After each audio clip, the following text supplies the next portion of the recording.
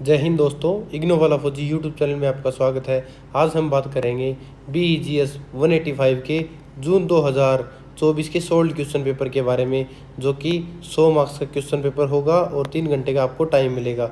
इसमें सभी क्वेश्चन आपको करने हैं, सभी क्वेश्चनों के आंसर देने हैं। इसमें 3 सेक्शन मिलेंगे, सेक्शन ए, सेक्शन बी और सेक्शन सी। सेक्शन सी होगा, उसमें एक क्वेश्चन 20 नंबर का होगा, बाकी दोनों में 10-10 नंबर का क्वेश्चन होगा। थर्ड क्वेश्चन जो होगा वो आपको 3 क्वेश्चन करने हैं 5 में से, बाकी सेकंड में आपको 4 में से 2 करने हैं। और पहला सेक्शन है, पहले सेक्शन में से आपको 5 क्वेश्चन दिए गए हैं, 5 में से आपको 2 करने हैं। तो ओवरऑल आपका 100 मार्क्स का क्वेश्चन पेपर हो जाएगा।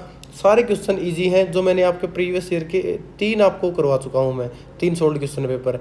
आप तीनों में देख सकते हैं जाके कि लगभग क्वेश्चन क्या है, रिपीट हो रहे हैं एक दूसरे के ऊपर, थोड़ा बहुत चेंजेस है। तो मैं आपको टोटल ओवरऑल 5 क्वेश्चन पेपर करवा दूंगा। 5 अगर आप कर लेंगे तो आप इजीली समझ सकते हैं क्या क्वेश्चन पेपर में आएगा, क्या नहीं, कैसे अटेम्प्ट करना है। और लास्ट में मैं आपको कराऊंगा एक सिंगल वीडियो, जिसमें आपको सभी पूरी बुक की सारे इंपॉर्टेंट क्वेश्चन पेपर है वो होंगे उसमें। उससे बाहर आपका एक भी क्वेश्चन पेपर से नहीं आने वाला है, इसलिए उसको ध्यान से जरूर देखिएगा। अगर आप दोनों प्रीवियस ईयर के और गेस्ट पेपर को देख लेते हैं तो 100% आप 80% से अबव मार्क्स आप ले आएंगे। अगर आपने अभी तक हमारे इग्नो वाला फौजी यूट्यूब चैनल को सब्सक्राइब नहीं किया है तो इग्नो वाला फौजी यूट्यूब चैनल को सब्सक्राइब कर लें। अगर आपको प्रीवियस ईयर के सोल्ड क्वेश्चन पेपर चाहिए, गेस्ट पेपर चाहिए, एग्जाम नोट्स चाहिए, सोल्ड असाइनमेंट या किसी तरह की कोई रिक्वायरमेंट है तो स्क्रीन पर दिए गए व्हाट्सएप नंबर पर मैसेज करके इन्हें आप प्राप्त कर सकते हैं। अब बात करते हैं इसके पहले क्वेश्चन की। तो पहले का ए देखते हैं। पहले का ए है हमारा पॉडकास्ट। तो पॉडकास्ट होता क्या है, आपकी एक बेसिक नॉलेज लगा के देखो कि पॉडकास्ट इंटरनेट पर उपलब्ध एक डिजिटल ऑडियो रिकॉर्डिंग है, जिन्हें क्या है लिसनर कभी भी सुन सकते हैं। ये क्या होते हैं, एजुकेशनल टॉक्स होते हैं, इंटरव्यूज़ होते हैं, स्टोरीज, डिस्कशंस, लैंग्वेज लेसन्स के रूप में होते हैं। आजकल पॉडकास्ट बहुत ज़्यादा फेमस है। यूट्यूब पे कोई भी कैमरा रख के अपनी रिकॉर्डिंग कर रहा है, अपना डिस्कशन कर रहा है, बता रहा है। उससे आपको क्या सीखने को मिलेगा, कोई इंपॉर्टेंट इन्फॉर्मेशन दे रहा हो, कोई डिस्कशन कर रहा हो, कोई हेल्थ के रिगार्डिंग है, कोई फिजिकल फिटनेस के रिगार्डिंग है। तो इसलिए क्या है, पॉडकास्ट क्या है, एक डिजिटल ऑडियो रिकॉर्डिंग है। तो पॉडकास्ट लैंग्वेज लर्निंग में किस प्रकार काम आता है, तो एक बार इसका जस्ट मैं ओवरव्यू बता रहा हूँ आपको। लैंग्वेज लर्निंग में पॉडकास्ट बहुत यूजफुल माना जाता है, क्योंकि ये स्टूडेंट को नेचुरल स्पोकन इंग्लिश सुनने का मौका देते हैं। जो इंग्लिश पॉडकास्ट होते हैं, अगर आप उनको सुनोगे तो जो नेचुरल वो बात कर रहे हैं ना, वो आपको पता चलेगा कैसे इसका प्रोनाउंसिएशन कर रहा है, कैसे वो बोल रहा है, कैसे बात कर रहे हैं, कैसे अपने जो फेशियल एक्सप्रेशन है बोलने के साथ चेंज कर रहे हैं, इन सब चीज़ों का पता लगता है। तो आइए बात करते हैं अब इस क्वेश्चन की, आप कैसे लिखोगे। Podcast are digital audio recordings available on internet that learners can listen any time. तो वो आपको मैंने ऑलरेडी बता दिया है। In language learning, language learning में podcast help improve listening skill. जो लर्नर है उसको लिसनिंग स्किल आती है, प्रोनाउंसिएशन उसका अच्छा होता है, वोकेबलरी उसकी अच्छी हो जाती है, कॉम्प्रीहेंशन, उसको क्या है, कोई चीज़ पढ़ोगे फिर उसमें जो क्वेश्चन होंगे उस क्वेश्चनों का आंसर देने में आसानी होगी। They expose learners to natural spoken in English in different accent and context. तो पॉडकास्ट देखेंगे, अलग अलग व्यक्ति पॉडकास्ट देखेंगे, अलग अलग बोलने का तरीका होता है, तो वो क्या है, डिफरेंट एसेंट सीखने का उन्हें मौका मिलेगा।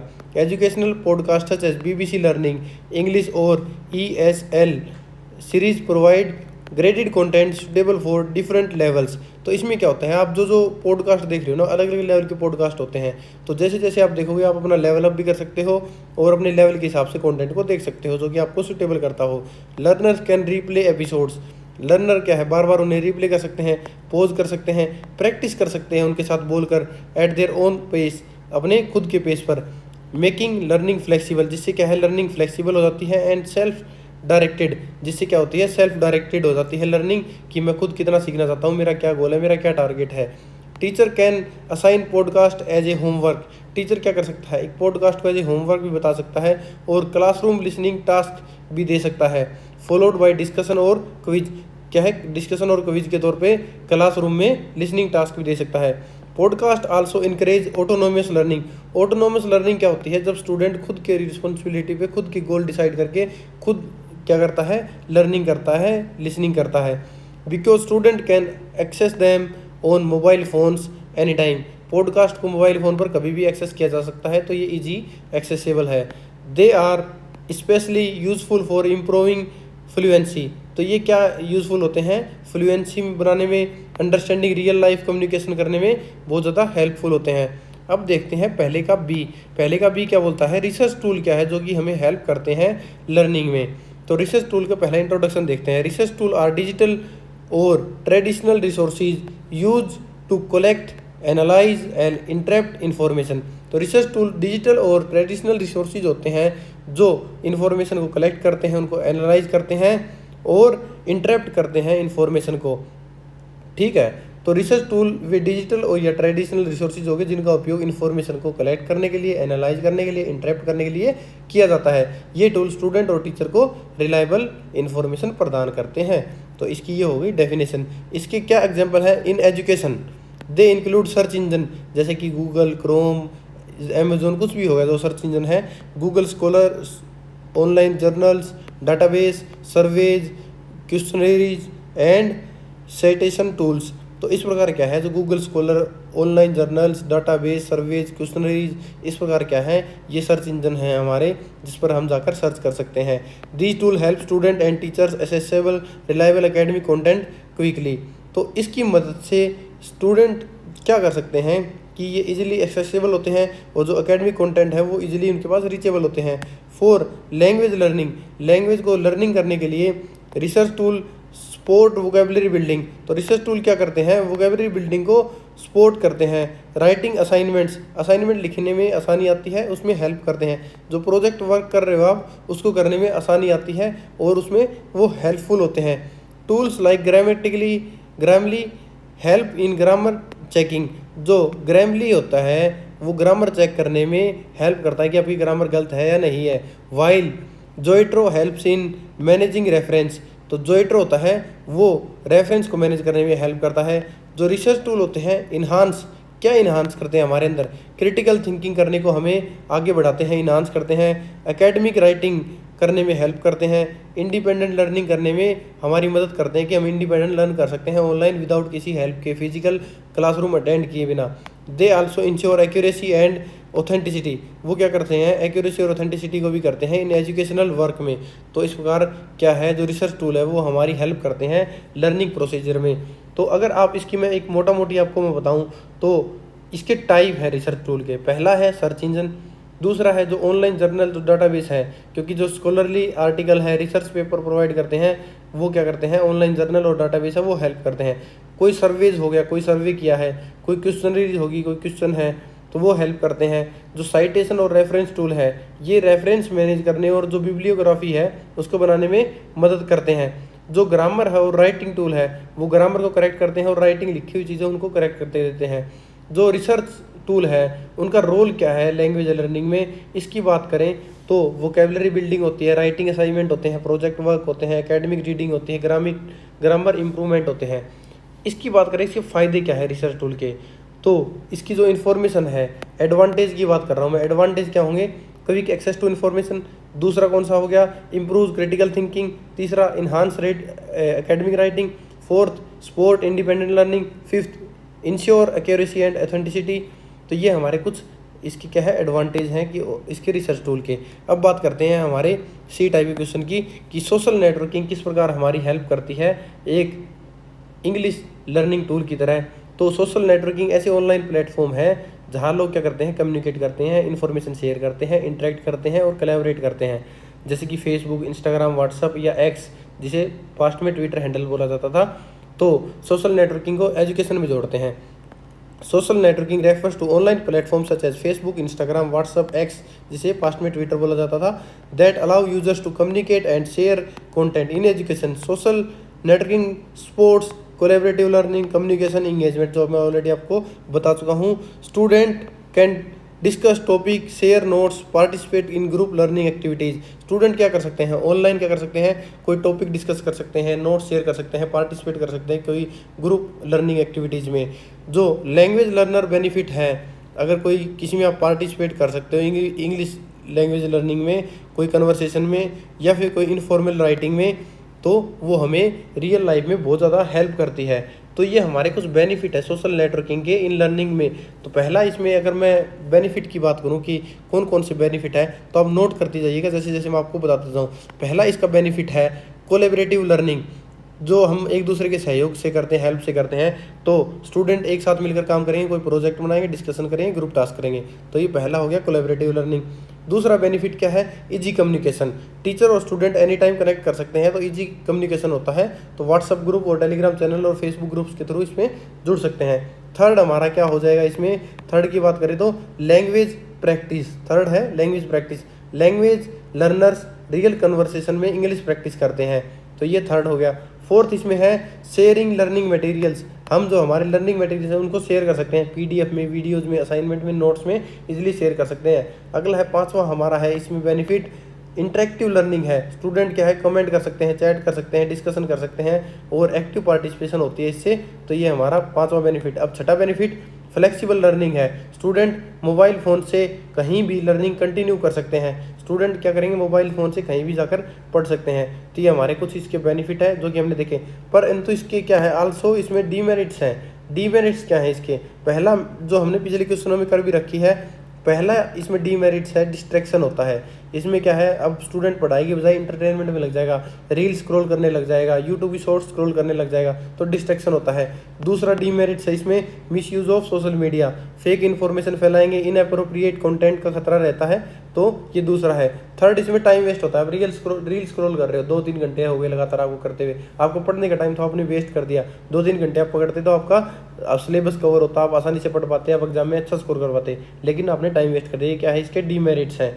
इसमें क्या है, ये हमारा हो गया इसका पूरा का पूरा सी सोशल नेटवर्किंग लर्निंग में क्या हो सकता है। अब देखते हैं इसके पहले का डी। तो डी क्या होगा, ऑनलाइन डिक्शनरीज क्या होती हैं, जो हम पढ़ते हैं, शब्दकोश जिसे बोलते हैं। तो हमारे पास जो मीनिंग का भंडार होता है, तो ऑनलाइन की बात करते हैं हम।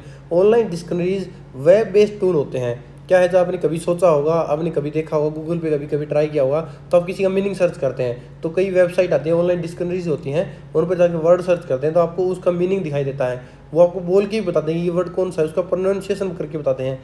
उसके सेम वर्ड सिनोनियम्स कौन से वो बताते हैं, उसके एंटोनियम, उसके अपोजिट वर्ड कौन से वो बताते हैं, उसके यूजेस क्या होते हैं, उसके एग्जांपल्स क्या हैं वो प्रोवाइड कराते हैं।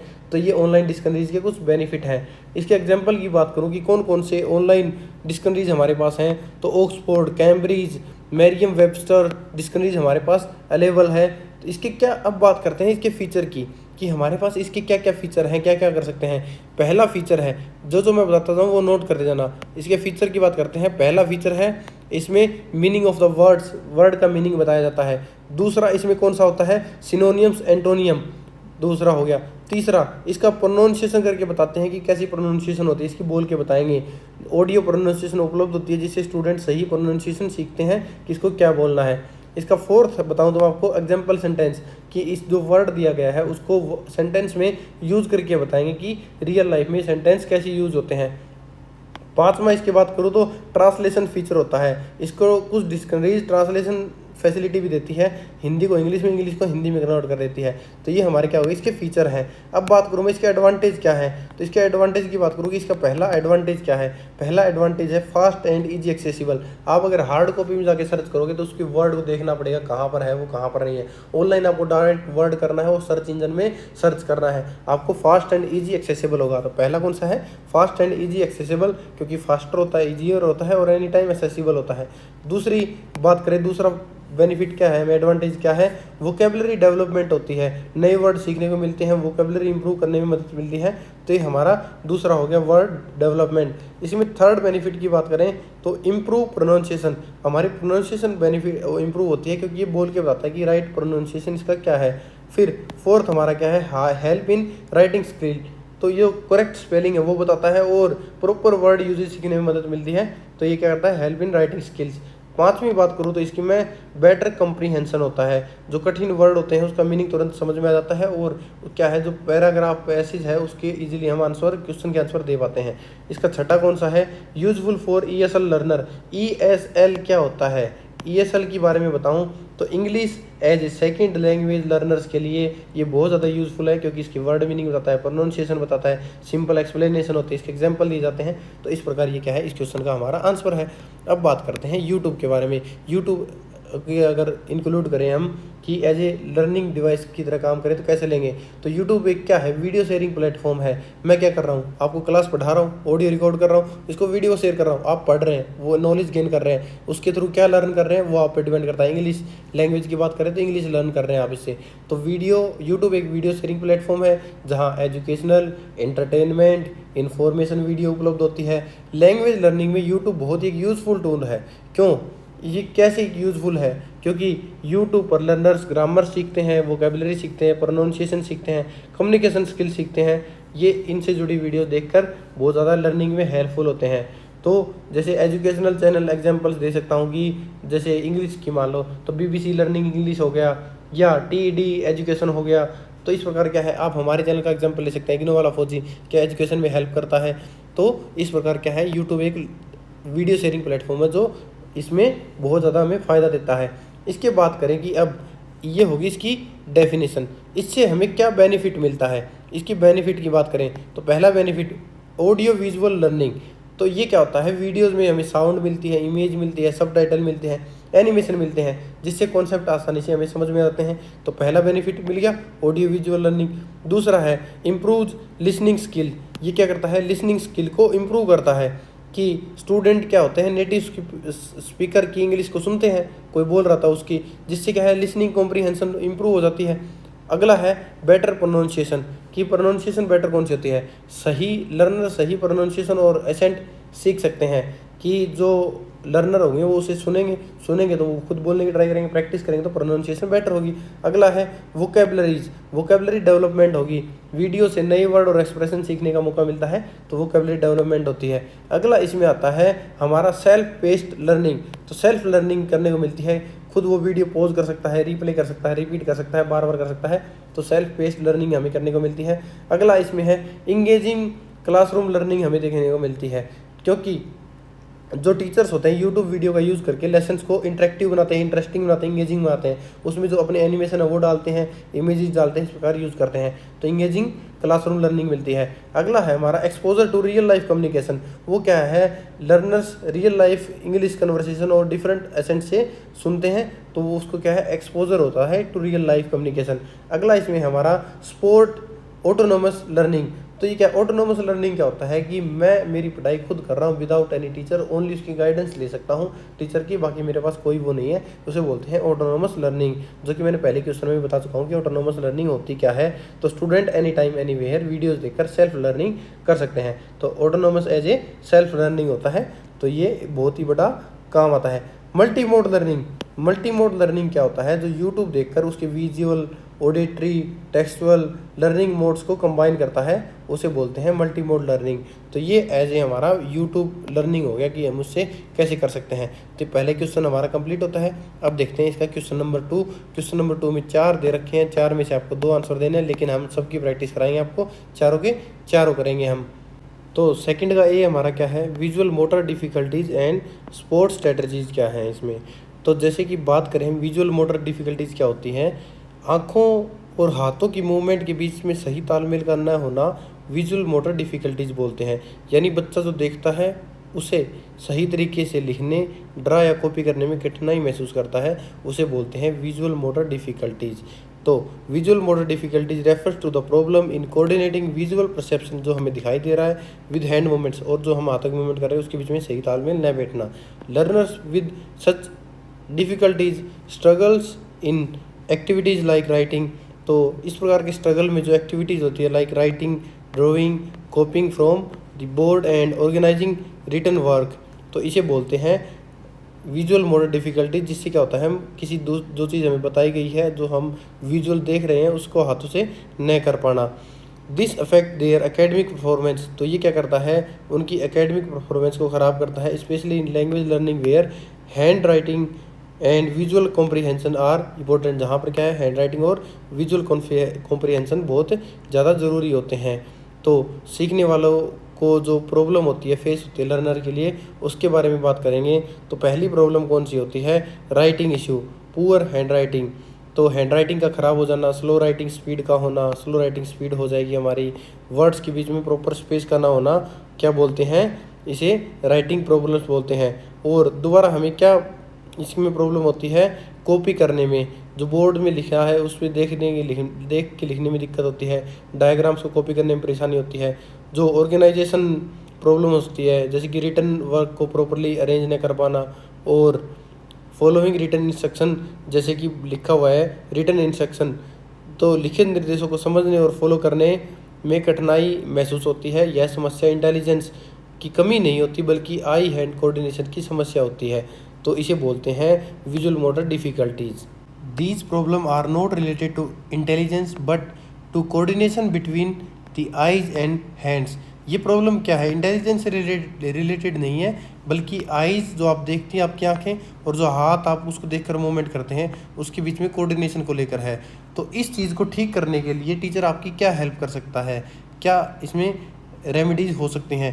Teacher can help learner overcome these difficulties through various strategies. पहली स्ट्रेटजी कौन सी है, मल्टी सेंसरी टीचिंग मेथड। तो टीचर को विजुअल, ऑडिटरी, टैक्टिकल एक्टिविटीज़ का कम्बिनेशन यूज़ करना चाहिए। उसमें पिक्चर्स दिखा दी, ऑडियो का एक्सप्लेनेशन दे दिया, या ट्रेसिंग एक्टिविटीज़ करवा दी। इस प्रकार के काम करवाकर उन्हें टीचर उनकी हेल्प कर सकता है। तो ये उनका हेल्प करके, और आगे दूसरा मेथड कौन सा है, दूसरी स्ट्रेटजी कौन सी है, extra time for written task. ऐसे लर्नर को राइटिंग वर्क पूरा करने के लिए एक्स्ट्रा टाइम देना चाहिए। जो लर्नर क्या है राइटिंग में कमज़ोर है थोड़े, उनको एक्स्ट्रा टाइम लिखने के लिए देना चाहिए ताकि वो इसमें इम्प्रूवमेंट कर सके। दूसरा अगला इसमें है असिस्टिव टेक्नोलॉजी। टेक्नोलॉजी भी क्या है, थोड़ी बहुत हेल्पफुल हो सकती है इसमें, जैसे कि टाइपिंग टूल्स हो गया, स्पीच टू टेक्स्ट सॉफ्टवेयर हो गया, डिजिटल वर्कशीट हो गई। इससे लर्नर पर प्रेशर कम होता है। और इससे अगला क्या मेथड है इसमें, guided worksheet with clear spacing and structure. तो क्लियर स्पेसिंग होना वर्कशीट में, लार्ज फॉन्ट्स होना, स्ट्रक्चर फॉर्मेट होना चाहिए। तो ये गाइडेड वर्कशीट इसमें हेल्प कर सकती है। अगला है इसमें फाइन मोटर एक्सरसाइज।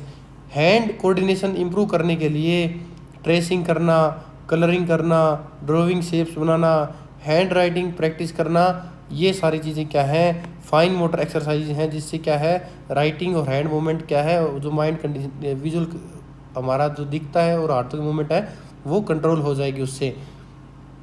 अगला है इसमें encourage oral responses instead of only written task. केवल रिटन आंसर पर फोकस न करें, स्टूडेंट को ओरल आंसर देने के लिए बोलें, डिस्कशन करने के लिए बोलें, स्पीकिंग एक्टिविटीज़ का मौका देना चाहिए।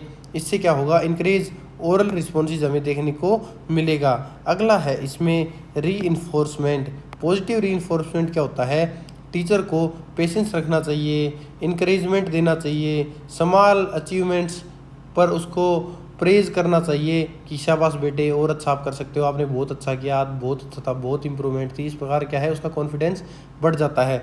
और इसमें आप ऐड कर सकते हो role of a teacher. Teacher को सपोर्टिव और इंक्लूसिव एनवायरनमेंट बनाना चाहिए ताकि लर्नर फ्रस्ट्रेशन महसूस ना करे और मोटिवेट महसूस करे, उसमें क्या है आगे मोटिवेशन आए। 10 with proper support learner with visual motor difficulties can successfully participate in classroom learning. तो इस प्रकार ये क्या है, हमारा दूसरे का पहला आंसर था विजुअल मोटर डिफिकल्टीज, उसके सपोर्ट स्ट्रेटजीज। दूसरा देखेंगे इसमें type of test and their purposes.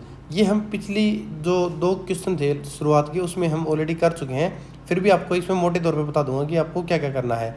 हमें बताना है language test are use to measure learners knowledge. तो टेस्ट किस लिए लिए जाते हैं, लर्नर की नॉलेज के लिए, उसकी स्किल को देखने के लिए। डिफरेंट टाइप ऑफ टेस्ट, अलग अलग टाइप के टेस्ट लिए जाते हैं। डिफरेंट पर्पजेज इन एजुकेशन, उसके अलग अलग पर्पज होते हैं। तो मैं बताऊंगा जो टेस्ट हैं, कौन सी टेस्ट लिए जाते हैं, उसके पर्पज क्या है। पहला है हमारा प्लेसमेंट टेस्ट। तो प्लेसमेंट टेस्ट क्या होता है, यह टेस्ट कोर्स शुरू होने से पहले लिया जाता है ताकि स्टूडेंट को सही लेवल ग्रुप में रखा जा सके। और इसका बताऊं कि मैं इसका पर्पज़ क्या है, लर्नर का लेवल पता करना होता है, बिगनर, इंटरमीडिएट, एडवांस ग्रुप तय करना होता है। ये हो गया हमारा पहला प्लेसमेंट टेस्ट। दूसरा है डायग्नोस्टिक टेस्ट। तो डायग्नोस्टिक टेस्ट में क्या होता है, यह टेस्ट लर्नर की स्ट्रेंथ और वीकनेस पहचानने के लिए होता है। इसका पर्पज़ होता है लर्निंग डिफ़िकल्टीज़ को पहचानना, रेमेडियल टीचिंग की प्लानिंग करना। ठीक है, अब बात करते हैं फॉर्मेटिव टेस्ट की। फॉर्मेटिव टेस्ट क्या होता है, टीचिंग प्रोसेस के दौरान यह लिया जाता है, स्टूडेंट प्रोग्रेस को मॉनिटर करता है और लर्निंग इम्प्रूव करने में हमारी हेल्प करता है। तो ये होता है फॉर्मेटिव टेस्ट। अगला है समेटिव टेस्ट। ये क्या करता है, इवैल्यूएट ओवरऑल अचीवमेंट, सारी अचीवमेंट को इवैल्यूएट करता है at the end of course, course खत्म होने के बाद इसमें पता लगता है कि या कोर्स या टर्म के अंत में लिया जाने वाला ये टेस्ट है और फाइनल अचीवमेंट को इवैल्यूएट करता है। अगला है हमारा इसमें अचीवमेंट टेस्ट। अचीवमेंट टेस्ट क्या होता है, यह टेस्ट सिलेबस के आधार पर स्टूडेंट ने क्या सीखा है उसे क्या मेजर करता है। उसका पर्पज़ क्या है, लर्निंग आउटकम्स को चेक करना, सिलेबस कंप्लीशन एड्रेस करना, तो ये इसका पर्पज़ है। अगला है प्रोफिशिएंसी टेस्ट। प्रोफिशिएंसी टेस्ट क्या होता है, यह ओवरऑल लैंग्वेज एबिलिटी को मेजर करता है, चाहे वह लर्नर ने कौन सा सिलेबस पढ़ा हो। इसका पर्पज़ क्या है, रियल लाइफ लैंग्वेज स्किल को ये चेक करता है कि रियल लाइफ में लैंग्वेज स्किल है वो कैसी है। तो ये हमारे क्या थे, कुछ टेस्ट थे और उनके पर्पज़ हमने देखे। इसके बाद क्या है, ईच टेस्ट है स्पेसिफिक पर्पज़, तो हर टेस्ट का मैंने आपको पर्पज़ बताया, तो इसका एक हर एक पर्पज़ होता है। Diagnostic test help teacher plan remedial teaching. Diagnostic plan क्या करता है, टीचर को प्लान बनाने में मदद करता है कि रेमेडियल टीचिंग कैसी करनी है। फॉर्मेटिव टेस्ट इंप्रूव करता है ऑनगोइंग लर्निंग, कि आगे जो उसको पढ़ाना है उन्हीं बच्चों को उसमें क्या इंप्रूवमेंट कर सकता है। समेटिव टेस्ट इवैल्यूएट करता है फाइनल परफॉर्मेंस को, कि उसकी फाइनल परफॉर्मेंस कैसी होगी। प्लेसमेंट टेस्ट क्या करता है कि लर्नर जो आ रहा है उसे कौन से ग्रुप में रखना है। प्रोफिशिएंसी टेस्ट मेजर करता है कि जो रियल वर्ल्ड लैंग्वेज एबिलिटी है वो कैसी है। इसी प्रकार different test together ensure complete evaluation of language learning. तो इस प्रकार क्या है, सारे टेस्ट मिलकर क्या करते हैं, लैंग्वेज लर्निंग को इवैल्यूएट करते हैं। कवरिंग ऑल स्किल्स, सभी स्किल्स को कवर करते हैं। Reading, writing, listening and speaking, इन सभी को इवैल्यूएट करते हैं। अगला बात करते हैं दूसरे का C, learner with special needs and assessment issue. जो लर्नर्स होते हैं उनको स्पेशल नीड्स और उसके असेसमेंट कैसे करेंगे, तो ये हम ऑलरेडी पिछले क्वेश्चंस में कर चुके हैं। पिछले जो 2-3 क्वेश्चन पेपर करवाए हैं उसमें ऑलरेडी हम कर चुके हैं। रिपीटेड क्वेश्चन है, 5 स्टार क्वेश्चन है, आप इसको ध्यान से देख लीजिएगा, आपके क्वेश्चन पेपर में आप आ सकता है। तो ये हमारा क्या है, क्वेश्चन पेपर है। इसमें अगर बात करें कि क्या करना है, क्या देखना है, तो इसकी बात करूँ तो मैं शुरुआत करते हैं इस क्वेश्चन को, एक बार ओवरऑल बता देता हूँ क्या करना है क्या नहीं करना। जो meaning of learners with special needs क्या होता है, learner with special needs way student होते हैं जिन्हें लर्निंग के लिए एक्स्ट्रा सपोर्ट की आवश्यकता होती है। इसमें विजुअल इम्पेयरमेंट, हियरिंग इम्पेयरमेंट, जिसको दिखने में प्रॉब्लम हो, सुनने में प्रॉब्लम हो, ADHD हो या इंटेलेक्चुअल डिसेबिलिटी हो, इमोशनल और लर्निंग डिफ़िकल्टीज़ हो, तो इस प्रकार के स्टूडेंट क्या आते हैं, लर्नर विद स्पेशल नीड्स या डिफ़िकल्टीज एबिलिटी स्टूडेंट आते हैं। ठीक है, अब बात करते हैं उसको assessment method can not be use for all, जो सेम मेथड है वो सबके लिए प्रयोग क्यों नहीं किया जाता। तो इसके लिए मैं जवाब दूं तो सभी लर्नर के लिए एक असेसमेंट मेथड इसलिए नहीं होता क्योंकि लर्नर की एबिलिटी, लर्नर का जो पढ़ने का स्टाइल है, उसकी जो डिफ़िकल्टीज है वो अलग अलग होती हैं, इसलिए एक जैसा टेस्ट सभी स्टूडेंट के लिए सही नहीं हो सकता। तो ये इसका है। अब बात करते हैं इस एग्जाम्पल की, जो विजुअल इम्पेयर्ड लर्नर्स है उसको क्या है, ब्रेली टेस्ट की ज़रूरत होती है, ऑडियो बेस्ड टेस्ट की ज़रूरत होती है, स्क्रीन रीडर टूल की ज़रूरत होती है। तो इस प्रकार हर क्या है, जो हियरिंग इम्पेयर्ड लर्नर्स हैं उनके लिए क्या ज़रूरत होती है, हमें रिटन इंस्ट्रक्शन की ज़रूरत होती है, साइन लैंग्वेज सपोर्ट की ज़रूरत होती है। वैसे ही इंक्लूसिव असेसमेंट की बात करें तो इंक्लूसिव असेसमेंट क्या होती है, असेसमेंट को फ्लेक्सिबल और लर्नर फ्रेंडली बनाना होता है। इसके फीचर क्या हैं इंक्लूसिव असेसमेंट के, फ्लेक्सिबिलिटी, एडेप्शन, डिफरेंशिएशन, तो ये इस प्रकार क्या हैं इसके फीचर हैं। अब इसके अल्टरनेटिव असेसमेंट मेथड क्या हो सकते हैं, ओरल एग्जाम हो गए, प्रोजेक्ट वर्क हो गया, प्रैक्टिकल एक्टिविटीज़ हो गई, पोर्टफोलियो असेसमेंट हो गया, ऑडियो वीडियो रिस्पॉन्सेज हो गया। इसके असेसिव टूल क्या है, screen reader, speech to text software, जो ब्रेली मटेरियल्स है, हियरिंग डिवाइस है। इसमें टीचर का क्या रोल है, जो सपोर्टिव एनवायरनमेंट देना है और प्रेशर को कम करना है, फेयर एवेल्यूएशन करना है ताकि लर्नर अपनी एबिलिटी को अच्छा रखे। इसकी इंपॉर्टेंस क्या है, जो इंडिविजुअल असेसमेंट है इसकी क्या इंपॉर्टेंस है, फेयरनेस सुनिश्चित करता है, कॉन्फिडेंस बढ़ता है, इक्वल अपॉर्चुनिटी देता है, लर्नर की स्ट्रेंथ बढ़ाने में मदद करता है। इस प्रकार ये हमारा क्वेश्चन है जो कि हम पहले वाले प्रीवियस ईयर के क्वेश्चन पेपर में ऑलरेडी कर चुके हैं। अब देखते हैं इसका D, making English learning meaningful for disadvantage learner, ये भी ऑलरेडी हम कर चुके हैं प्रीवियस ईयर के, जो प्रीवियस 2-3 क्वेश्चन पेपर उनमें, तो पिछले क्वेश्चन पेपर में जाके देखो तो ये ऑलरेडी हम कर चुके हैं, इसको हम इसमें रिपीट नहीं करेंगे। फिर भी इसमें बता दूंगा कि इसमें हम क्या क्या कवर करेंगे। जो इंग्लिश लर्नर है, जो डिसएडवांटेज लर्नर क्या होते हैं इसके बारे में बताएंगे। जो गरीबी या लैंग्वेज का बैरियर है या रिसोर्सेज की कमी है, जो कम एजुकेशन सपोर्ट है, उसको बोलते हैं डिसएडवांटेज लर्नर हो गया। उसको इंग्लिश लर्निंग मीनिंगफुल कैसे बनाएंगे, जैसे कि सिंपल और लोकल कॉन्टेक्स्ट का यूज़ करेंगे, एक्टिविटी बेस्ड लर्निंग करेंगे, फोकस किस पे करेंगे, स्पीकिंग फास्ट पे करेंगे, फिर विजुअल एड्स दिखा के बताएंगे, बाईलिंगुअल टीचिंग करेंगे कि उसकी जो लोकल लैंग्वेज है उसके साथ हमारी जो इंग्लिश लैंग्वेज को मिक्सअप करके सिखाएंगे, पीयर लर्निंग कराएंगे ताकि ग्रुप में बैठ के स्टूडेंट के साथ मिलकर वो कर सके, ग्रुप वर्क कराएंगे, पॉजिटिव रीइंफोर्समेंट करेंगे कि उसको टीचर को क्या है इंकरेजमेंट देना चाहिए, मिस्टेक पर हैरास क्रिटिसिज्म नहीं करना चाहिए, उसको इंग्लिश का फियर कम हो जाता है। यूज़ ऑफ डिजिटल टूल्स का करेंगे, audio recording, mobile apps, education videos, online games, और टीचर का रोल डिसाइड करेंगे, उसकी इंपॉर्टेंस देखेंगे कि मीनिंगफुल इंग्लिश लर्निंग से क्या इंपॉर्टेंस है, कॉन्फिडेंस बढ़ेगा, कम्युनिकेशन स्किल आएगी, इक्वल अपॉर्चुनिटी मिलेगी। तो इस प्रकार ये क्वेश्चन का आंसर होगा जो कि हम पहले ऑलरेडी करा चुके हैं। 2 क्वेश्चन यहाँ हमारे कंप्लीट हो गए। अब देखेंगे इसका क्वेश्चन नंबर 3 जो कि होने वाला है, इसके 5 है, 5 के 5 हम देखेंगे। पहला इसमें टेक्स्ट बुक इवैल्यूएशन प्रोसीजर। तो सबसे पहले इसका इंट्रो देखेंगे कि टेक्स्ट बुक को इवैल्यूएट करने के लिए क्या प्रोसीजर है, तो इसके लिए हमें क्या क्या करना होगा। Text book evaluation is a systematic process of analysing and judging the quality, suitability and effectiveness of A text book for a particular group of learners education context. It help teachers, curriculum designers and institution select appropriate learning material. तो text book evaluation एक systematic process है जिसमें क्या है, text book की हम quality check करेंगे, फिर सूटेबिलिटी चेक करेंगे, फिर उसकी इफेक्टिवनेस को चेक करेंगे। इसका उद्देश्य है कि ये क्यों पता करते हैं, क्योंकि टेक्स्ट बुक जो लर्नर्स और करिकुलम के लिए उपयुक्त है या नहीं है, उसका सही तरीके से इस्तेमाल कर सकते हैं या नहीं कर सकते। टेक्स्ट बुक सेलेक्ट करने में मदद मिलती है, टीचिंग लर्निंग प्रोसेस इंप्रूव होता है, लर्नर सेंटर्ड एजुकेशन सुनिश्चित होती है। तो इसके क्या हैं, जनरली बहुत सारी इसमें स्टेजेस होती हैं कि एक बुक को चेक करने के लिए कैसे चेक करेंगे। तो इसमें सबसे पहला स्टेप है प्रीलिमिनरी एनालिसिस। प्रीलिमिनरी एनालिसिस में क्या करते हैं कि जो टेक्स्ट बुक होती है उसके फिजिकल फीचर चेक किए जाते हैं, जैसे कि उसका कवर डिज़ाइन कैसा है, उसकी प्रिंटिंग क्वालिटी कैसी है, उसका लेआउट कैसा है, उसका इलिस्ट्रेशन कैसा है, उसकी प्रेजेंटेशन कैसी है। एक अच्छी क्वालिटी की टेक्स्ट बुक विजुअल अट्रैक्टिव होनी चाहिए और एक ऑर्गेनाइज होनी चाहिए। तो ये इसके क्या है, प्रीलिमिनरी एनालिसिस होते हैं। दूसरा एनालिसिस क्या होते हैं, स्टेजेस क्या है, कंटेंट एनालिसिस, कि इसमें कंटेंट को इवेल्युएट किया जाता है कि सिलेबस से अलाइनमेंट है कि नहीं है, उसकी इंफॉर्मेशन की एक्यूरेसी है कि नहीं है, उसके रेलिवेंस, कंटेंट का रेलिवेंस है कि नहीं है, उसके लैंग्वेज की क्लैरिटी है कि नहीं है, लैंग्वेज लर्नर के लेवल के अनुसार होनी चाहिए। तो ये कंटेंट का एनालिसिस है जो कि आप जैसे मैंने बताया है उसी सीक्वेंस में आपको लिखना है। अगला 3rd स्टेज है इसमें मेथोडोलॉजिकल इवैल्यूएशन। तो इसमें क्या होता है कि टेक्स्ट बुक किस प्रकार लर्निंग को प्रमोट करती है, यह चेक करता है कि कम्युनिकेटिव लर्निंग और जो critical thinking, reading, writing, listening, speaking skills उसमें है या कैसी दी गई है। टेक्स्ट बुक में एक्टिविटीज़, एक्सरसाइज, टास्क होने चाहिए। तो ये सारा मेथोडोलॉजिकल इवैल्यूएशन के अंडर आता है, इसमें ये हम चेक करते हैं। अगला स्टेज है इसमें learner suitability analysis.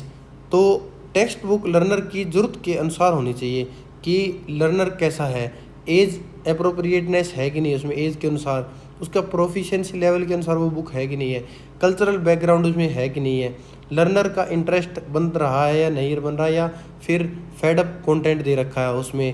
Text book बायस फ्री होनी चाहिए और इंक्लूसिव होनी चाहिए। तो ये लर्नर की स्टेबिलिटी एनालिसिस है, इस पर बेस्ड होना चाहिए। अगला इसमें स्टेज है सप्लीमेंट्री मटेरियल एवेल्यूएशन। तो इसमें क्या होता है, चेक किया जाता है कि टेक्स्ट बुक के साथ एक्स्ट्रा रिसोर्सेज है या नहीं है, वर्क बुक दी गई है नहीं दी गई है, टीचर गाइड दिया गया है नहीं दिया गया है, ऑडियो मटेरियल है कि नहीं है, डिजिटल सपोर्ट दिया गया है या नहीं दिया गया है। इससे लर्निंग अधिक इफेक्टिव बनती है, इसलिए सप्लीमेंट्री मटेरियल एवेल्यूएशन बहुत ज़रूरी है। जो अगला स्टेज है हमारी feedback and revision evaluation. Teacher और स्टूडेंट से फीडबैक लिया जाता है, उनकी वीकनेस को आइडेंटिफाई करना, फ्यूचर इंप्रूवमेंट करना कि फ्यूचर में क्या इसमें इंप्रूवमेंट की जा सकती है। Continuous revision text book quality को इम्प्रूव करता है, कि जो रिवीजन होती है वो टेक्स्ट बुक की क्वालिटी को इम्प्रूव करते हैं। तो इस प्रकार क्या है, ये इतने स्टेजेस हैं जो कि टेक्स्ट बुक को चेक करने के लिए, इवेल्युएट करने के लिए ज़रूरी है एक प्रोसीजर के अंदर।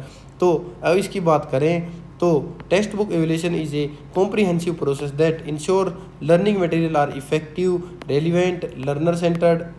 ए well evaluated book support meaningful learning. तो एक वेल एवेल्युएटेड टेक्स्ट बुक होती है ना वो मीनिंगफुल होती है, जो मीनिंगफुल लर्निंग देती है, इम्प्रूव एजुकेशनल आउटकम्स। तो ये हमारा इस क्वेश्चन का आंसर हुआ थर्ड के ए का, जो कि बहुत 20 नंबर का क्वेश्चन है, जो कि आप इसे थोड़ा और एक्सप्लेन कर सकते हो आप चाहते हो तो। मैंने मेरे हिसाब से बेस्ट आंसर दिया है, हर स्टेज के अलग से आप इनकी हेडिंग भी बना सकते हो ऐसे, जो कि इसमें क्या स्टेज दी गई है क्या नहीं दी गई है। तो इसकी सेवरल स्टेज है, इसको आप 1 2 3 ऐसे हेडिंग बना के भी इसको दे सकते हो, वो कि बेस्ट रहेगा। तो ये इस प्रकार इस क्वेश्चन का आंसर था। अब देखते हैं इसके बी का, important feature of material development. ये हम ऑलरेडी पिछले क्वेश्चन में भी कर चुके हैं, लेकिन इसमें भी दोबारा इसको मैं आपको करा दूंगा क्योंकि 20 नंबर का क्वेश्चन है। मटेरियल डेवलपमेंट होता क्या है, सबसे पहला क्वेश्चन है कि मटेरियल डेवलपमेंट बारे में हमारे मटेरियल डेवलपमेंट होता क्या है। तो सबसे पहले हमें डेफिनेशन देनी होगी कि मटेरियल डेवलपमेंट होता क्या है। मटेरियल डेवलपमेंट का अर्थ है कि टीचिंग लर्निंग मटेरियल को क्रिएट करना है, उसको सेलेक्ट करना है, उसको अडेप्ट करना है, उसको ऑर्गेनाइज करना है ताकि इफेक्टिव लर्निंग हो सके।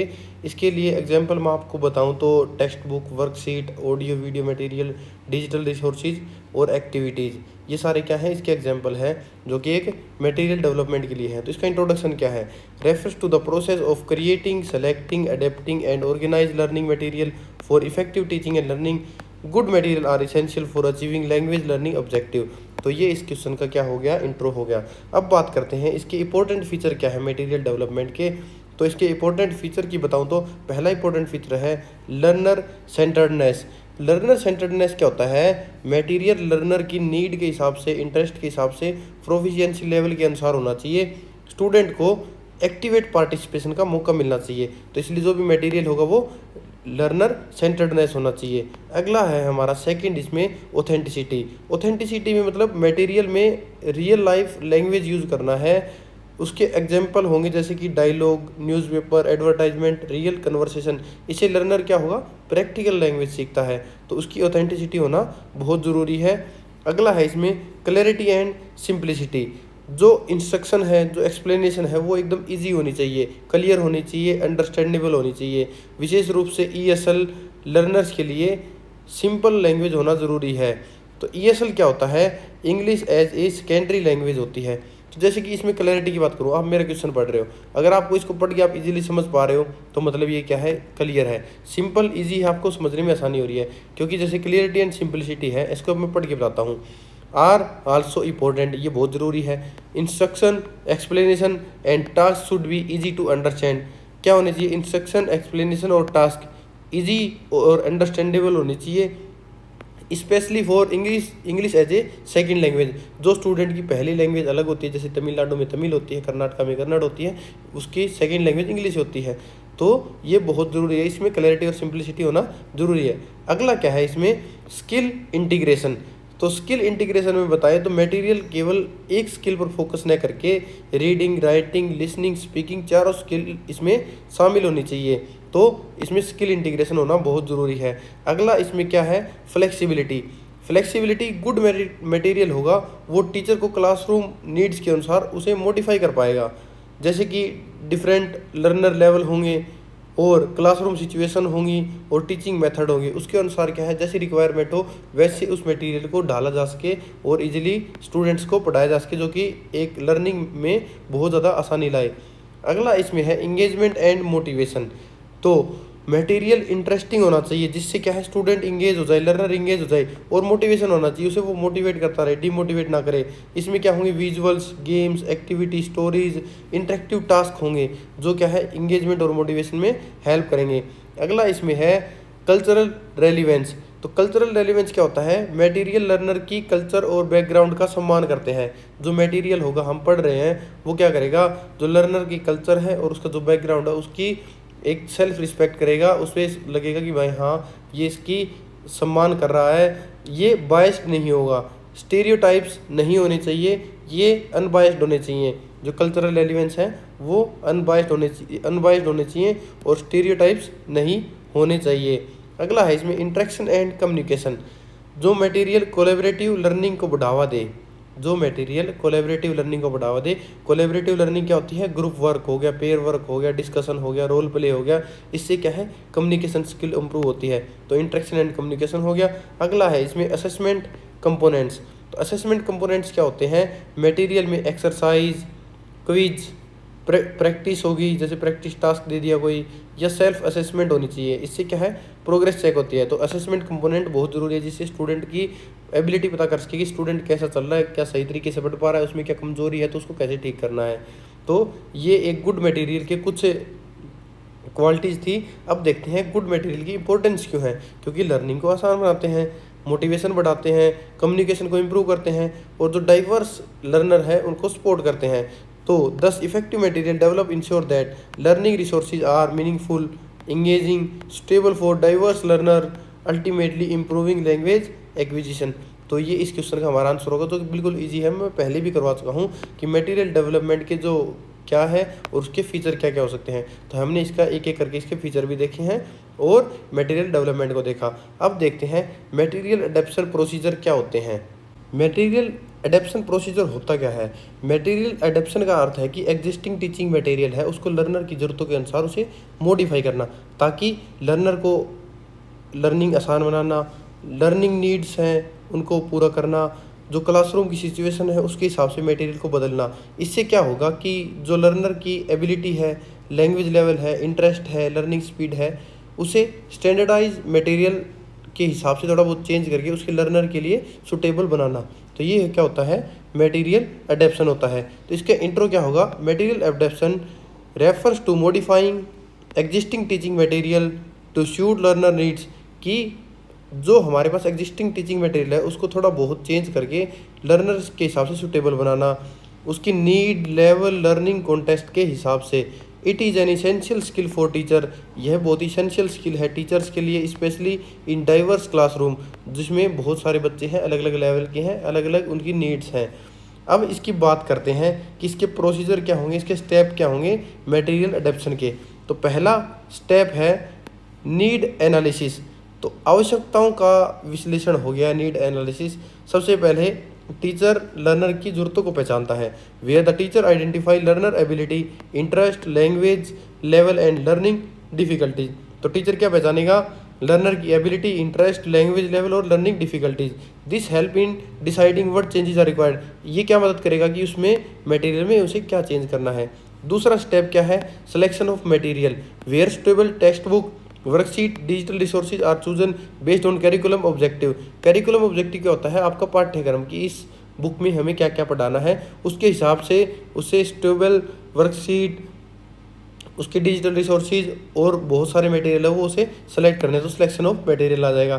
थर्ड स्टेप क्या है इसका, मॉडिफिकेशन ऑफ कंटेंट, कि कंटेंट का मॉडिफिकेशन कैसे होगा। दिस में इंक्लूड सिंप्लीफाइंग लैंग्वेज, लैंग्वेज को सिंपल बना देंगे, reducing complex information, complex information को सिंपल बना देंगे, एडिंग एक्सप्लेनेशन, जिसमें एक्सप्लेनेशन नहीं दी गई उसमें एक्सप्लेनेशन ऐड कर सकते हैं ताकि बच्चे को आसानी से समझ में आ सके। टीचर में also record content for better understanding, तो टीचर क्या कर सकते हैं, उस कंटेंट को अच्छी तरीके से समझाने के लिए उसे रिकॉर्ड भी कर सकते हैं ताकि बच्चा उसे बार बार देख के समझ सके।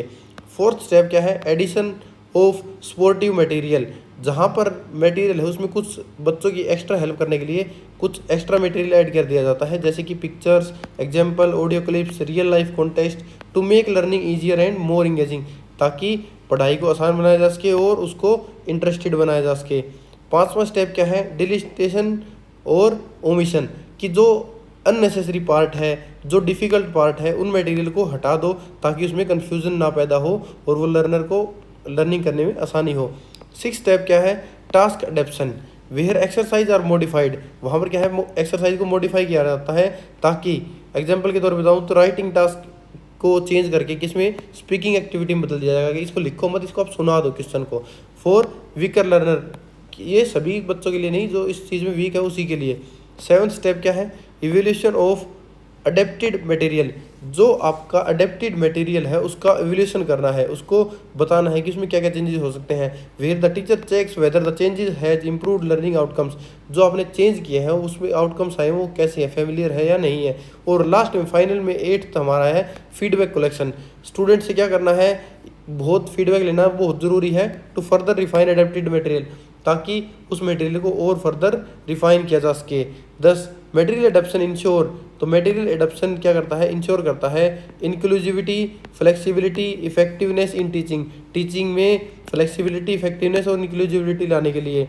It helps teacher bridge the gap between, तो ये टीचर की हेल्प करता है गैप को फिल करने में स्टैंडर्डाइज मटेरियल में, और जो लर्नर की नीड है उसके रूप में उसमें थोड़ा बहुत चेंज लाके लर्नर को आसानी हो सके। तो ये हमारा था सी थर्ड का, जो कि मटेरियल एडप्शन प्रोसीजर था। बिल्कुल इजी क्वेश्चन है, ऐसे क्वेश्चन आप आसानी से कर सकते हो, एक बार देखो याद हो जाएगा आपको, और वहाँ पर जाकर एग्जाम में आप इसे पॉइंट वाइज कर सकते हैं। जैसे कि मैंने आपको की पॉइंट बता रखे हैं, ये याद करके आप इन्हें आसानी से एग्जाम में कर सकते हैं। अब देखते हैं थर्ड का D, major difficulty in auditory discrimination. तो ऑडिटरी डिस्क्रिमिनेशन होता क्या है, सबसे पहले ये जान लेते हैं। ऑडिटरी डिस्क्रिमिनेशन का अर्थ होता है अलग अलग साउंड्स को पहचानना और उनमें अंतर समझने की एबिलिटी। यह लैंग्वेज लर्निंग में बहुत इंपॉर्टेंट स्किल है, विशेषकर स्पेशली अगर देखें तो लिसनिंग में, प्रोनाउंसिएशन में, स्पीकिंग के लिए बहुत ज़्यादा ज़रूरी है ऑडिटरी डिस्क्रिमिनेशन। तो आप समझ गए होंगे ऑडिटरी डिस्क्रिमिनेशन क्या होता है, अलग अलग साउंड को पहचानने की और उनमें अंतर करने की क्षमता को बोलते हैं। तो इसका इंट्रो का आएगा, auditory discrimination refer to the ability to distinguish, अलग करना between different sound in a language. It is important skill in language learning specially for listening and speaking. However learners often face several difficulties. तो इसके साथ क्या है, learner बहुत सारी इसमें डिफिकल्टीज फेस करते हैं, और इसके साथ इस स्किल के कारण क्या है, लर्निंग में लिसनिंग और स्पीकिंग स्किल के लिए बहुत ज़रूरी है अलग अलग भाषा में अंतर, अलग अलग जो साउंड है उसमें अंतर को समझना है। तो इसमें जो मेजर डिफिकल्टीज होती है ऑडिटरी डिस्क्रिमिनेशन में, वो हमें क्या दिखाई देती है उसकी बात करें तो पहला है inability to distinguish similar sounds. जो क्या होते हैं, कई वर्ड्स की साउंड क्या होती है, सेम होती है, सिमिलर साउंड्स होती है, उनमें अंतर करना मुश्किल हो जाता है, सच एज पी और बी में, टी और डी में। दिस लीड्स टू मिसअंडरस्टैंडिंग, ये आगे जाकर क्या करता है, मिसअंडरस्टैंडिंग पैदा करता है, एंड इनकरेक्ट प्रोनाउंसिएशन होती है। तो ये इसमें क्या है, डिफिकल्टी है एक। दूसरी डिफिकल्टी क्या है, lack of exposure to the target language. जो इसमें बात करते हैं कि जो लर्नर्स को इंग्लिश सुनने का अवसर थोड़ा कम मिलता है, वो क्या करते हैं, sound pattern, pronunciation, spoken language, उसमें थोड़ी इसको कठिनाई आती है। लर्नर वो do not hear English regularly struggle to recognise sound pattern. जो लगातार इंग्लिश को नहीं सुनते हैं वो साउंड पैटर्न को समझने में मुश्किल आती है उनको। मदर टंग इंटरफेरेंस, कई बार क्या होती है कि इंग्लिश सेकंड लैंग्वेज होती है, उसमें मदर टंग होती है, उसका उसमें रेफरेंस आ जाता है। It is also a major problem, learners tend to transfer sounds from their native language. जो उनकी मदर टंग होती है उससे वो क्या करते हैं, साउंड ट्रांसफर कर देते हैं, which affect their ability to perceive new sound accurately. जो इंग्लिश की एक्यूरेट साउंड होती है वो थोड़ी चेंज हो जाती है, जिसके कारण क्या है, जो लर्नर है उसको सुनने में प्रॉब्लम होती है। Fast speech and connected speech create further difficulty, native speakers often speak quickly. जो क्या होते हैं, English as a second language होती है वो थोड़ा फास्ट बोलते हैं, क्योंकि नई लैंग्वेज है उसमें थोड़ा फास्ट बोला जाता है।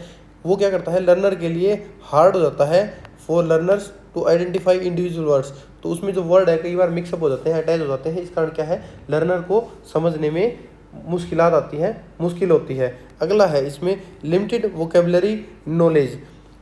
कई बार क्या होता है, जो ऑडिटरी डिस्क्रिमिनेशन होता है उसमें लर्नर कई बार कई वर्ड की वोकेबलरी नहीं जानता, इस कारण क्या करता है, वो उसको रिकॉग्नाइज करने में बहुत मुश्किल होती है उसको।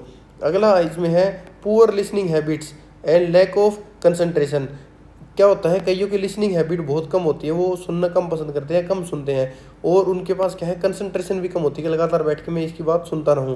वो क्या करता है, रिड्यूस कर देता है ability to distinguish sound correctly. तो वो सुनता नहीं है, तो वो उसमें अंतर समझने में उसको मुश्किलात आएंगी, और वो बहुत मुश्किल समय में फंस जाता है कि वो उस आवाज़ को अलग नहीं कर पाता।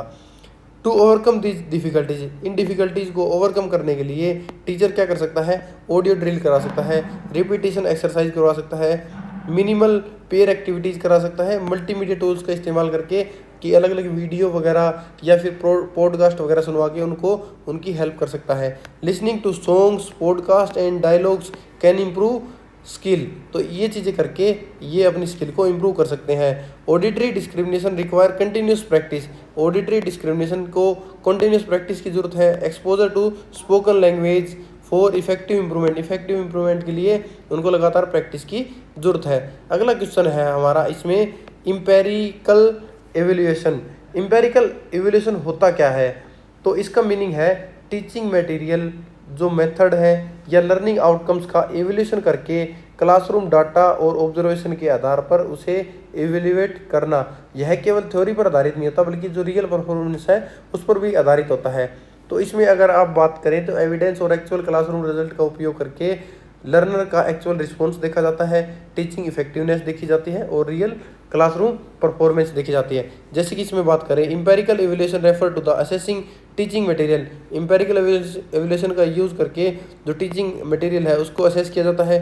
मेथड्स का जो लर्निंग आउटकम्स आए हैं उसका based on real classroom data, जो रियल क्लासरूम डाटा है उसका उपयोग करके और जो ऑब्जर्वेशन हुई है उसका करके इसका पता लगाया जाता है। रेदर देन थ्योरी अलोन, केवल थ्योरी पर ध्यान नहीं दिया जाता। It is evidence based and focus on actual performance, तो ये क्या होता है, एविडेंस बेस्ड होते हैं और फोकस करते हैं एक्चुअल परफॉर्मेंस पर। तो इसकी बात करें तो इसमें कुछ मेथड है जो कि इंपेरिकल एवल्यूशन में काम आते हैं। तो इंपेरिकल एवल्यूशन में डाटा कलेक्ट करने के लिए कई मेथड यूज़ किए जाते हैं, जिनमें से टेस्ट हो गया, तो स्टूडेंट की परफॉर्मेंस को चेक करते हैं। अगला है इसमें क्लासरूम ऑब्जर्वेशन, तो टीचर क्लासरूम बिहेवियर और पार्टिसिपेशन के हिसाब से उसे ऑब्जर्व करता है। अगला है क्वेश्चनरीज, क्वेश्चनरीज क्या होता है, डायरेक्ट बातचीत द्वारा इंफॉर्मेशन कलेक्ट करते हैं। अगला है इसमें इंटरव्यूज़ लेते हैं, बच्चों का डायरेक्ट पूछते हैं, क्वेश्चन सुनते हैं, या फिर एक्सपेरिमेंट्स जो न्यू टीचिंग मेथड है उनको टेस्ट करते हैं। This data is then analyse to determine the effectiveness of teaching material और मेथड, तो ये क्या डिटरमाइन करता है, उसकी इफेक्टिवनेस को, और जो टीचिंग मटेरियल है उसको इम्प्रूवमेंट करने के लिए बहुत ज़्यादा हेल्पफुल होता है। इसके एडवांटेज क्या है, इसकी अगर बात करें इंपेरिकल एवल्यूशन की तो इसके एडवांटेज क्या है। पहला एडवांटेज है ऑब्जेक्टिव एंड रिलायबल रिजल्ट, तो पहले इसका ऑब्जेक्टिव और रिलायबल रिजल्ट है, यह रियल डाटा पर आधारित होता है, इसलिए इसके रिजल्ट और अधिक रिलायबल होंगे। It shows the how learners actually respond to teaching material in real situation, तो ये दिखाता है कि जो टीचिंग मटेरियल है उसके हिसाब से स्टूडेंट कैसा रिस्पॉन्ड कर रहे हैं। दूसरा है इसमें स्ट्रेंथ एंड वीकनेस आइडेंटिफाई करने में हेल्पफुल, किसकी, text book, teaching strategy and learning tools. तो जो हमारा स्ट्रेंथ एंड वीकनेस, इससे क्या होगा कि हमारा टेक्स्ट बुक, टीचिंग मेथड और जो लर्निंग टूल्स है उसकी स्ट्रेंथ और वीकनेस पता चलती है कि वो कैसे हैं। अगला है हमारा इसमें कंटिन्यूअस इम्प्रूवमेंट, जो टीचर एविडेंस के आधार पर मटेरियल को रिवाइज करते हैं, टीचर स्ट्रेटजी इम्प्रूव कर सकते हैं। तो इन एजुकेशन में इंपेरिकल एवल्यूशन की बात करें तो कंटिन्यूअस इम्प्रूवमेंट में teacher can revise material and teaching strategy based on evidence rather than assumption, तो ये क्या करती है, एविडेंस पर ज़्यादा बेस्ड होती है ना कि अजम्पशन पर। अब लास्ट एंड फाइनल बात करते हैं करिकुलम डेवलपमेंट एंड रिसर्च, तो ये इसमें बहुत ज़्यादा यूज़फुल है इंपेरिकल एवल्यूशन में, जो करिकुलम डेवलपमेंट है और उसकी रिसर्च में। It helps in testing new teaching approaches and innovations, तो ये हेल्प करता है हमारी टीचिंग अप्रोच में और इनोवेशंस में। However it requires planning and proper tools for data collection, तो ये हमारी मदद करता है प्लानिंग करने में, proper tool for data collection में और एनालिसिस में। तो एम्पेरिकल इवोल्यूशन एक साइंटिफिक और प्रैक्टिकल अप्रोच है that ensure teaching materials and method are effective, जो हमें बताता है कि टीचिंग मटेरियल और जो मेथड स्टडी के लिए किए जा रहे हैं वो इफेक्टिव है, रेलिवेंट है एंड लर्नर सेंटर्ड है, जो एक लर्निंग के लिए बहुत ज़्यादा अच्छे हैं। इसी क्वेश्चन के साथ हमारा ये क्वेश्चन पेपर यहाँ कंप्लीट होता है, जिसका हमने पूरा सॉल्यूशन देख लिया, 1 बाय 1 इसके सारे पार्ट हमने कंप्लीट कर लिए हैं, जो बिल्कुल एकदम इजी थे। जैसा कि हमने पिछले 3 करवाए और ये चौथा आपका क्वेश्चन पेपर हो गया, हमने 4 इसके सोल्ड क्वेश्चन पेपर करवा दिए हैं, जो कि आपने अभी तक देखा होगा, बिल्कुल एकदम ईजी है, आप इसे आराम से कर सकते हैं। अगर आपको इसके स्टडी मटेरियल चाहिए, इसका प्रीवियस ईयर के सोल्ड क्वेश्चन पेपर चाहिए, या फिर आपको गैस पेपर चाहिए, एग्जाम नोट चाहिए, असाइनमेंट चाहिए, कुछ भी चाहिए, तो स्क्रीन पर दिए गए व्हाट्सएप नंबर पर मैसेज करके इन्हें प्राप्त कर सकते हैं। अगली क्लास करेंगे हम इसके दिसंबर 2023 का सोल्ड क्वेश्चन पेपर, जो कि हमारा 5वां सोल्ड क्वेश्चन पेपर होगा। हम इसका last and final sold question paper करेंगे, इसके बाद हम इसकी फाइनल वीडियो लाएंगे जो कि इसके गेस्ट पेपर की होगी। तो ये थी हमारी वीडियो। अगर आपने अभी तक हमारे यूट्यूब चैनल को सब्सक्राइब नहीं किया है तो हमारे इग्नो वाला फौजी यूट्यूब चैनल को सब्सक्राइब कर लें, वीडियो को लाइक करें अगर पसंद आई हो तो, और जो डिस्क्रिप्शन बॉक्स में टेलीग्राम का चैनल दिया है उसे लिंक पर जाकर उसे ज्वाइन करें, ताकि आपको लेटेस्ट इन्फॉर्मेशन मिले और स्टडी मटेरियल आपको मिलता रहे। मिलते हैं अगले सोल्ड क्वेश्चन पेपर के साथ, तब तक के लिए जय हिंद, जय भारत।